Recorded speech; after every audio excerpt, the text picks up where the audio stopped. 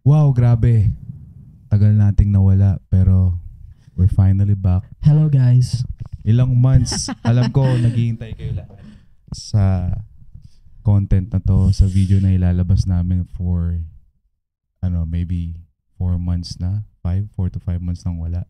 Hindi ko na mabilang sa totoo lang pero andito na naman tayo.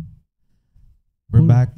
Who knows? Who knows na ito na naman tapos after 4 months na naman magback. Hindi, syempre, di tayo makaka-promise. Pero, Oo. ang masasabi lang natin is we're gonna try our best. Yes, sir. So, simulan na natin to. Hindi, So, wait lang. Kasi natanda ko sinabi mo may yung mga, saan na yung podcast nyo? Sino ba yung nagtatanong sa'yo? Actually, marami nagtatanong. Siyempre, mga tropa, tinatanong, kamusta na yung podcast nyo? Ba't di na kayo nag-upload? Tapos may ibang friends din from sa kabilang city na nagtatanong, bakit wala na kayong upload? Siyempre, ang lagi kong sinasabi dahil busy nga and may kanya-kanya tayong priorities.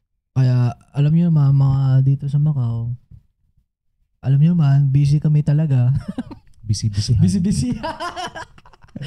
Kaya, pero mostly talaga tiyata. Hindi kami tinatamad, guys. Okay. Ano lang, parang, ano ba? Kasi, yung mahirap yung mahirap sabi natin totoo, di ba? Bro, podcast tayo, Saturday G. Mamaya, hindi na matutuloy kasi hindi pwede si isa, ganun. Alam mo naman, hindi pwede lagi, di ba? AJ, joke lang. Pero nakaka-proud pa rin kasi sa mga sumaybay sa amin, nakailang episodes din tayo. Oo. Tapos nag-season 2 rin tayo. So, at the same time, hindi naman siya parang na-fail eh. Alam mo yun. Ano lang tayo, kumbaga, sabihin natin totoo, busy at the same time merong Sobra. procrastinate. Yep. May konting may pasok pa ako gano'n. Sige, next week na lang, nadi-delay lagi, hanggang sa na-delay. Pero hindi talaga nagkakapantay minsan yung schedule talaga. Yep. 'Di ba?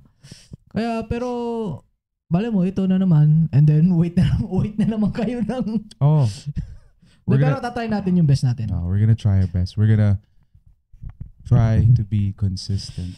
So bago namin simulan ang pag-uusapan natin, gusto lang namin introduce yung isa sa malapit din naming kaibigan, one of my brodies, one of my dogs. So, bro, introduce mo naman yung sarili mo. Hey, what's up, fam? It's Daniel, the shorter version of him. Tagalog mo lang, bro. Tagalogin ko na lang ba? Pwede rin. Basta, bahala sa'yo. May mga gusto ko yung viewers. It's all G. Di ako si Daniel. I'm Daniel. Also born and raised in Macau. And yun nga, nakilala ko sila through basketball also. So, alam ko yun yung magiging topic natin ngayon, di ba? Oo. Kasi ano to kumbaga, isa sa mga goats ng Macau eh. Hugot lang, bro. Hugot. Hugot natin ito. Who the goat?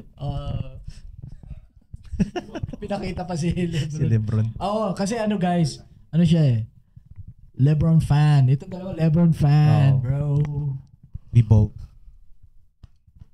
Lebron fans. We both Daniel. Yun nga. So, bagong character unlock. Kala mo laro no? Long overdue. Yeah, so ano naman gusto lang natin topic yung about basketball culture.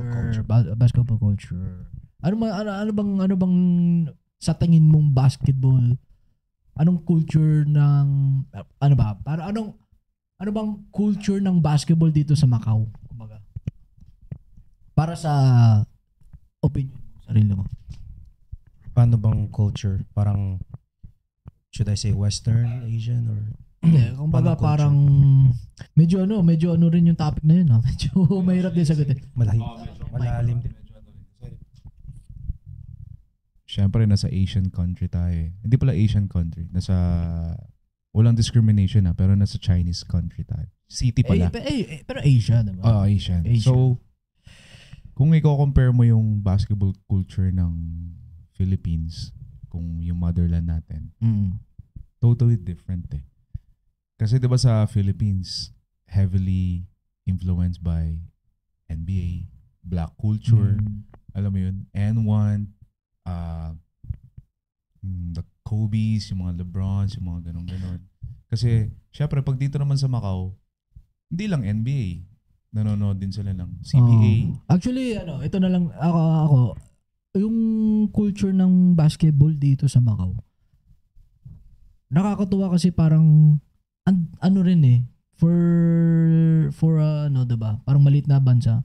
Parang, isa sa pinaka sikat na Sport. sport sa Macau. 'Di ba?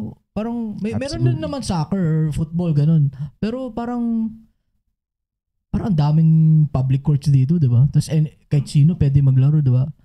Kaya nung bata pa lang tayo, makakalaro natin mga Chinese, 'di ba? So parang For sure. Ano rin siya dito. Kumbaga parang malakas din yung culture ng basketball dito. Tsaka ano siya, sa Macau, siguro, nasa top, if not top 3, siguro nasa top 5 sport siya sa Macau. Yun na nga yung sabi Kasi, ko eh. syempre, obviously, football pa rin ang nilalaro nila dito, football, soccer. Pero, siguro nasa top 3, top 5 na rin ang basketball. Kasi may handball, sobrang famous din sa Macau yun.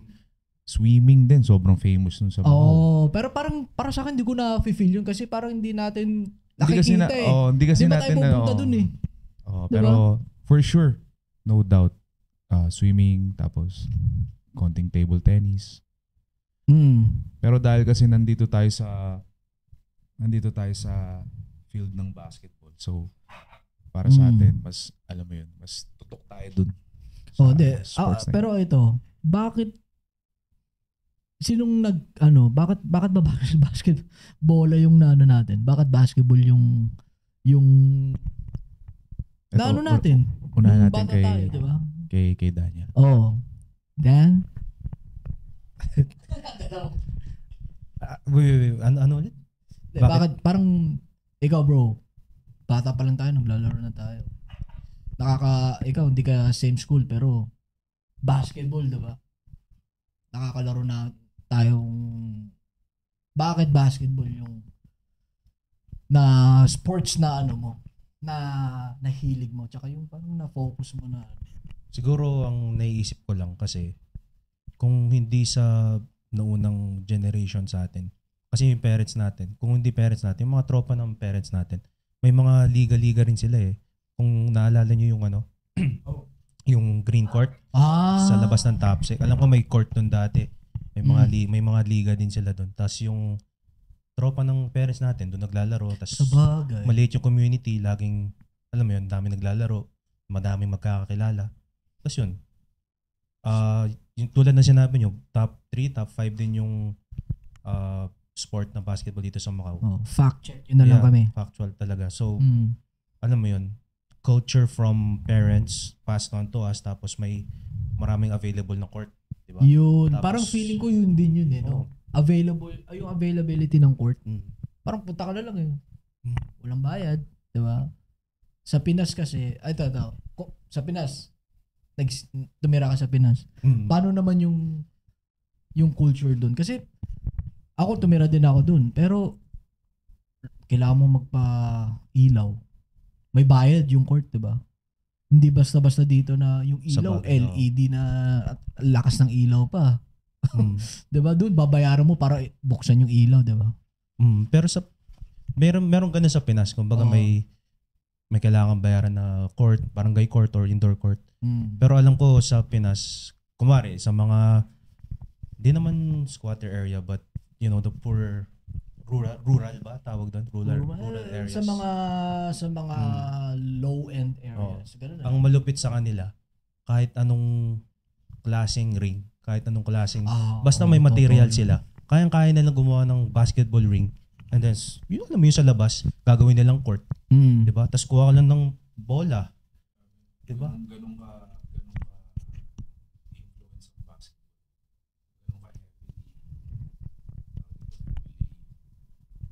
Ganun ka heavily para ma-explain? Heavily influenced. Ganun. Ang basketball sa Pilipinas. Kasi minsan nga, di mo na kailangan ng court eh. Kailangan mo lang ng basket eh. Tandaan ko pa nung naglaro tayo. Naka-Lebron shoes pa ako nun. Tapos yung kalaban natin, sa Sampalok. Naka-Lebron pa ako tapos mga kalaban natin naka-chinelas. O kaya walang chinelas, diba? Nung nung naglaro kami ni George sa Tondo nun, mga kalaban namin nakayapak lang eh, paay. Diba? Tapos kami nakaporma pa kami. Tapos talo pa kami. Ito na lang. Medyo generalization. Gusto kong focus yung topic natin sa Macau. Ito, medyo na topic. Medyo basketball pa rin guys, pero medyo personal. So, ang gusto lang tanong din kay Daniel is, ano sa tingin mo yung like, ano yung challenge dito sa Macau? Sino yung maka-challenge? Challenging ba? Paano yung, nafe-feel mong challenge sa basketball dito sa Macau? Like, kunyari, syempre, meron din dito mga alam mo yun, mga sa top sec, diba? Mga Chinese na minsan pupunta dun tapos mga Yutwa na varsity, diba? Ano masabi mo yung mga tao dito, paano maglaro? Parang ang malupit dito sa Macau. Yun. Sige, mag-name drop ka na. Hindi naman name drop. Sige. Yung mga high school students, o kaya kahit sa primary, may liga talaga sila eh. Yun, diba? May liga talaga sila. Inter-school, inter-class. Kaya kahit sabihin mong laro-laro lang tayo, yung ibang nakakalaro natin dito, yung fundamentals training nila, sobrang, alam mo yun? Parang kumbaga parang yung training nila talagang to the point na in detail talaga. Diba?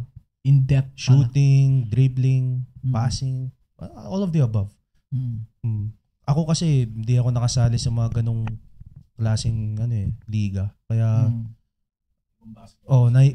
ibang basketball. Ibang basketball. Gulang lang eh, no?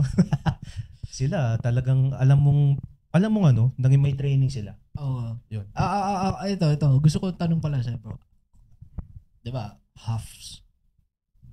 Sa Taipa. Half courts. Taipa half courts. Ano opinion mo? Tayo naglalaro. Kasi may mga ibang lalaro. Okay. Ito, medyo personal nga, sabi ko kanina eh. Ano sa tingin mong sa yung challenge ba? Kumbaga, ano yung in general din? Ano sa tingin mo sa mga tayo sa laro natin? Ano sa tingin mo? Like, ano lang sa tingin mo sa abang naglalaro tayo? Ako, ito, kunyari, for example lang. Okay, dati, nung naglalaro pa ako, parang kala mo tanda na. Dati pa. Hindi naman. Nung halves, di ba? Yeah. Although scrimmage lang tayo, minsan talagang hindi mo maiwasan yung parang pag 2 in a row, talo ka na, seryoso ka na eh. Ayaw mo parang lumalabas yung competitiveness ng tao. Lumalabas talaga. Ikaw, sa tingin mo? Ano rin eh, kumbaga different people, different perspectives eh. May mga tao kasi naglalaro doon, sobrang competitive. Kumbaga, I wanna win. Mga mentality, di ba? Pero yung iba, papawis lang. Kumbaga, I just wanna lose some weight, just wanna have some fun. Alam mo yun, minsan pag hindi okay yung laro, yung isa sobrang seryoso, to the point na nananakit na. Hindi naman yung sinasadya, pero alam mo yun. Parang lumalabas lang kasi yung... pag yung sobrang seryoso mo sa defense, hindi mo sinasadya yung maniko or... O baka yung napalakas yung bump, di ba? Yung nasaktan mo, naglalaro lang siya. Here we go. Dito na yung mga mahirap. Doon yung mga mahirap eh. Kaya para sa akin, mixed eh. Talagang mixed yung mga tao doon, yung mga players doon pala, 'di ba? Pero yung nga, kasi hindi naman bait na question, pero totoo talaga, di ba? Oo, Personal, totoo, di ba? Pero ganda, at yung sagot niya, guys, hindi niya sinugarcoat, di ba? Pero ako neutral ako. Sabay ka na. Hindi, kasi, kaya nga, ito, pasok natin. Kaya nga napasok yung King of the Courts. Yan, King of the Courts. King of the Courts ba o King of the Court? Kings. Kings of the Court. Kasi yung king is 1v1 eh. Oo. So kings tayo kasi 4v4. Okay, Para, okay. para kakaiba lang, para medyo unique. Kaya nga kasi, ito, ikaw yung nakaisip din, di ba? Actually, ako hindi ako naglalaro na, guys. Pero, babalik din tayo dyan. Pero, Mala Derrick Cruz yung galawan nito. ay, siguro mga 2010. 14 years ago. Grabe. Hindi guys. Kasi, nung time na yung mga panahon talaga hindi araw-araw eh. Parang, ano ba yun? Every other day, basketball, diba? Sa half court. Tapos, Every day.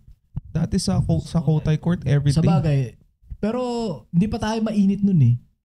Tatatandaan ko, hindi naman tayo mainit. Hindi naman tayo seryoso nun eh. Although seryoso tayo pag madalas kalaban natin mga Chinese. Mm-mm. Pag natatalo tayo, chamba naman mga tira nito. Ano ba klaseng tira yan? Kahit ang pangit na ng tira. Pero mapapasok yung tira, diba? Yun lang yung ano eh. Pero nung medyo tumanda na tayo, may trabaho na, tapos for fun na lang din. Eto guys, hindi ko hina-hype. Hindi, ano ba? Ito honestly lang. Honestly lang. Mm-mm. Honestly. Lahat ng mga tropa dyan, talagang from yung 2010, iba na yung laro ngayon. Mas naging kumbaga nag-improve talaga. Nag-improve talaga yung mga tropa natin na na hindi naman for sure yung Kotay days, yung laro mo ganun pa rin, di ba? Kahit papaano meron talaga. Ay, ako personally nakita ko yun. Merong tumaas yung confidence, merong nag-improve talaga yung galaw. Alam mo mga ganun. Merong hindi. Joke lang. Joke lang guys. Lahat nga is talagang nag-mature yung laro. Yan, nag-mature yung laro. So, nung nasa half court na tayo, edi mature na nga yung laro. Parang alam na yung galawan eh. Naging ano naman, as kahit laro lang, medyo nagiging seryoso, di ba? Nagiging seryoso eh. Nakikita ko yun eh. Merong hindi na humingit eh pag natalo eh. Parang pag makikipagkamay ka talo, parang hindi ka na titignan. Pero tropa mo siya. Actually, yun din yung isa sa maraming reason kung bakit ko talaga pinush yung Kings of the Court. Oo. Kasi pag naglalaro tayo ng pickups or naglalaro sila ng pickups, yung sabi mo nga, naging competitive. Yes. Tapos medyo nagiging physical. Tapos minsan, alam mo yun, nagkakainitan, gano'n. So, nasa isip ko, bakit hindi na lang natin gawing liga to? At least pag liga, may referee, di ba? Mas safe. At saka, isa pa dun, Organized yung laro. organize siya. At saka, doon mo talaga makikita kung, alam mo yun, doon mo makikita kung hanggang saan yung level mo. I mean, hindi ko naman sinasabi na legit yung league na natin. Oh, let's go. Hindi nga. Hindi ko naman sinasabi na yung, alam mo yun, kasi tayo lang din gumawa nun eh. I mean, marami pa tayong kailangan abutin para maging official na legit na parang yung mga ibang liga dyan sa Macau or sa ibang Kasi di ba seryoso, di ba? Why not gawin nating competitive na talaga? Yun Seryoso na kayo eh. Yun yung isa sa goal competitive, ko. merong record na. Merong, alam mo, may records ka, parang season record, ganyan. Per game. Yung stats, di ba? Why not, di ba? Yung isa sa Actually, di ko nga alam, parang bakit ngayon lang naisip yun eh. Hindi, actually matagal na talaga na ba? naisip ng mga players yun. Wala lang talagang may gustong magsimula. So, sabi ko, total, di ko naman sinasabi na marami akong alam sa kung paano magpaliga. Pero since marami rin kasi ako nilalaroan na liga, kumbaga alam ko rin natutunan ko na rin yung paano yung setup ng isang liga. Yung system ba? Oo. So, syempre, hindi ka lang naman nagkikreate ng liga na for fun lang din. Syempre, nagkikreate ka rin ng liga na, alam mo, yung makakagawa ka rin ng memories alam mo yun. Actually maganda itong part na to. Ano na agad to kumbaga parang core memory na rin to Kasi after, kunyari, hindi natuloy. Wag naman, pero matutuloy to, di ba? Kunyari, biglang tumigil lahat, parang bigla na lang hindi nangyari, hindi na natuloy yung liga ng Kings of the Court. Biglang next year or after a few years, maluluok back mo kahit 5 games lang. Parang, grabe yung ang ganda ng mga panahon na yun. May mga players na talagang hindi na naglalaro. Sabay nung narinig nila tong 4v4 league na to, bigla sila nag-pop out. Di ba nakakatawa? Yung mga OGs natin dyan na kala mo wala na tapos na sa basketball nung narinig nila may 4v4. Bro, Dan, sali ako. Wow, shit, nakakatawa. Nakakatawa nga. Nakakatawa talaga tignan kasi yung mga laro ng mga tropa sa alam mo yung ano lang, yung Monday ba naglalaro or Wednesday League na laro scrimmage lang for fun lang na nakakita seryoso sila tapos ngayon ganun pa rin yung laro nila na na-apply na nila na kumbaga natetest na yung shooting ability or overall game mo. Yung playmaking abilities doon talaga kasi yun talaga yun after ng liga personally ako dati yung huling liga isang liga lang yun pero after nun dami ko nalaman parang okay next game di na ako kakabahan hindi ko tulad dati diba first time liga natin tuhod talagang nanginginig yung tuhod ano talaga basketball builds character talaga yun kaya makikita mo yung sarili mo kung ano yung sarili mo pag intense na, pag may pressure, pag may kaba. Kaya super fun ng basketball talaga. Malaking matutulungan ka niya talaga mag-build yung confidence mo, alam mo yung magtiwala sa sarili mo, ganun. Pero syempre, mahirap din mag-basketball kasi nga masasaktan ka, may iyak ka sa lungkot minsan kung tsaka tawag dito yung after itong liga na to hindi siya talaga tayo lang pero lumabas yung for sure meron ka narinig yung makashoot kasi kinakabahan ako parang lumabas yung parang feeling liga talaga siya iba kasi talaga pag organized basketball tapos ngayon since na ano na yun, kumbaga parang tawag doon, nalagpasan na nila yung feeling in the future, wala na, pag sinali mo na sila talaga sa organized talagang league na hindi, alam po na yung feeling nito. Kasi ikaw. Saka kasi marami din nanonood mga asawa, mga anak, mga girlfriend, mga kaibigan. I love it. Tapos mga referee, tapos may camera din, di ba?